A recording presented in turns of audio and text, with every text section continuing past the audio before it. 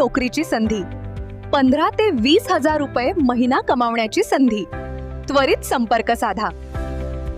पारडाचे नगरसेवक माननीय मदन बापू गायकवाड हे फार चांगले आहे.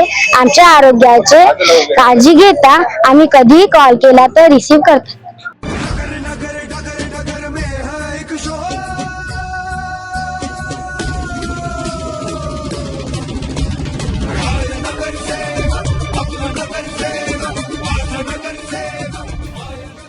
मदन बापू गायकवाड यांच्या प्रयत्नातून प्रभाग 12 कलेक्टर पट्ट्यात स्पीड ब्रेकर बसवले.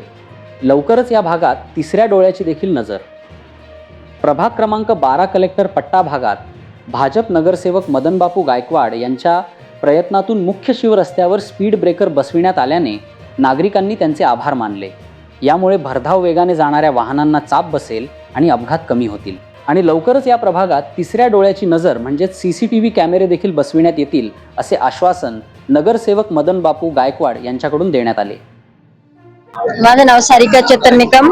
स्पीड ब्रेकर बसवत आहे, खूप चांगली गोष्ट आहे. कारण लोक इतके जोरात येताना आमच्या मुलांना वगैरे बाहेर खेळत असताना आम्हाला लक्ष द्यावं लागतं की जेणेकरून कोणी ठोकलं तर आम्ही घरातच बसून राहू. भरपूर केसेस पण झाले, एक जण मुलांना ठोकलेलं पण आहे. त्याच्याविषयी म्हणजे काम चालू आहे, चांगलं आहे. आपले बापू मदन बापू त्यांचे काही नाव काय तुमचं, कुठे राहतात आणि आता स्पीड ब्रेकर या ठिकाणी टाकले जात आहेत, रस्ते आहेत आणि काय सांगले? माझं नाव मयुरी राजेश जाधव. मी इथं जवळच राहते. जेव्हा स्पीड ब्रेकर नव्हता तेव्हा खूप ऍक्सिडेंट्स व्हायचे आणि इतर काही चालायचं, चोरीचं वगैरे, आणि मुलं खूप स्पीडने गाड्या चालवत होत्या, त्याच्यामुळे तो प्रॉब्लेम होता. आणि हे स्पीड ब्रेकर टाकल्यामुळे सगळ्यांना खूपच फायदा होणार आहे आणि बापूंनी ते काम केल्यामुळे त्यांना धन्यवाद. वाल्ले सर स्पीड ब्रेकरचं आहे. बापूसाहेबांना फक्त एकच विनंती केली, त्या अनुसार बापूसाहेबांनी लगेच पूर्ण पालीमध्ये आमच्या स्पीड ब्रेकर प्रबंध केलाय. ज्येष्ठ नागरिकांना जो गैरसोय होती व्हेकल वाल्याबद्दल आला सर त्यांनाही रिक्वेस्ट केली, त्यामुळे आम्हाला फार त्रास होतो. या चेन स्नेकिंग वाल्याची प्रॉब्लेम आला सर, तो प्रॉब्लेम सॉल्व्ह झाला. त्याच्यामुळे आता आला सर ब्रेकर चालू आणि प्लस शाळेचे विद्यार्थी जे आहेत त्यांना बी सुटीवर झाला. आता आज रोजी प्रभाग क्रमांक 12 परिसरात खूप दिवसापासून स्पीड ब्रेकरची एक मागणी होती रहिवाशांची आणि ती मागणी आपण पूर्ण केलेली आहे. आज शिवरस्ता कलेक्टर पट्टा बापूजी नगर,